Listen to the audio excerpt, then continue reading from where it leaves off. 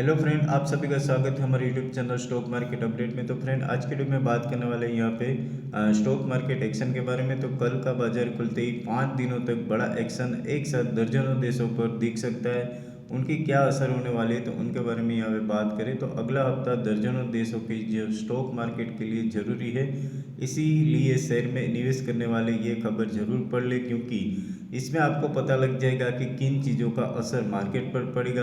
पिछले हफ्ते तो BSE बेंचमार्क यहाँ पे सेंसेक्स में 626.01 अंक यानी कि 0.74% की गिरावट आई थी।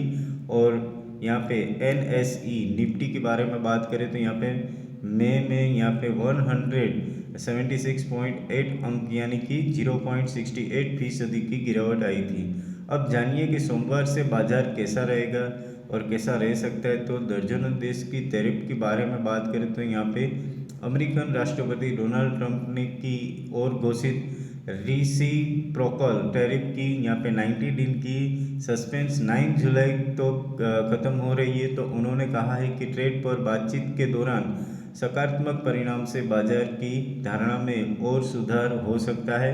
तो 9 जुलाई को भारत सहित दर्जनों देशों पर लगाए गए ट्रंप ने टैरिफ कि 90 दिन की सस्पेंसिव ख़त्म हो रही है। तो फिर यहाँ पे बताते चले कि अमेरिका में प्रवेश करने वाले भारतीयों को सामने यानी कि 26% अतिरिक्त आयात शुल्क लगाने की घोषणा की गई है। यानी कि यहाँ पे विशेषज्ञों का कहना है कि इसके अलावा IT दिग्गज TCS यानी कि पहली तिमाही के नतीजे और विदेशी फंड की चाल में दलाल स्ट्रीट पर धारणा को प्रभावित करेगी।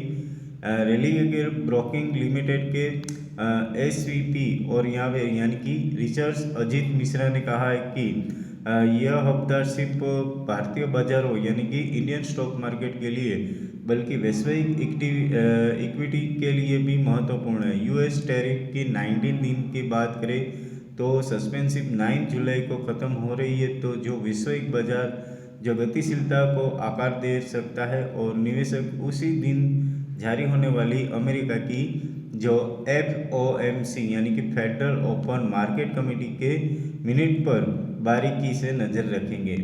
तो यहाँ पे क्रूड ऑयल की बात करें तो क्रूड ऑयल, रूपी डॉलर, क्वार्टरली रिजल्ट का असर क्या होगा। तो उन्होंने कहा कि घरेलू स्तर पर ध्यान कॉरपोरेट पर आय पर यानी कि केंद्रित हो रहा है।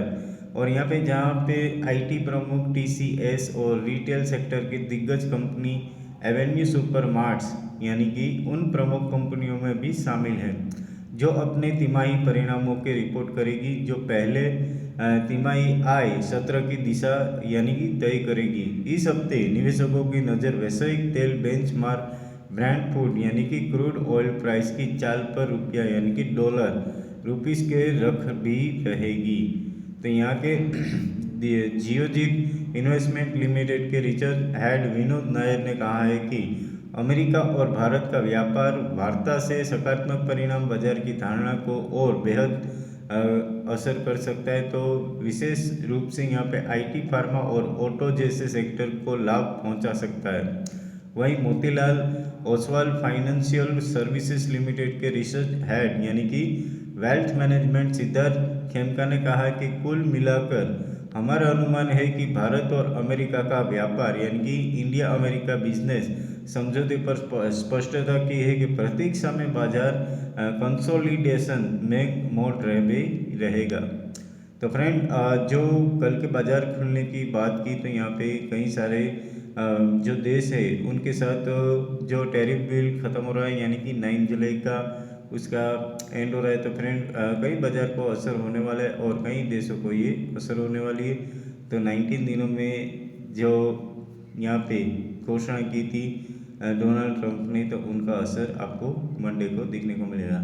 तो फ्रेंड, वीडियो अच्छी लगी हो तो प्लीज़ लाइक कर दीजिएगा, और अभी तक आपने हमारे चैनल को सब्सक्राइब ना कर प्लीज़ सब्सक्राइब कर दीजिएगा और अपने फ्रेंड के साथ शेयर कर दीजिएगा।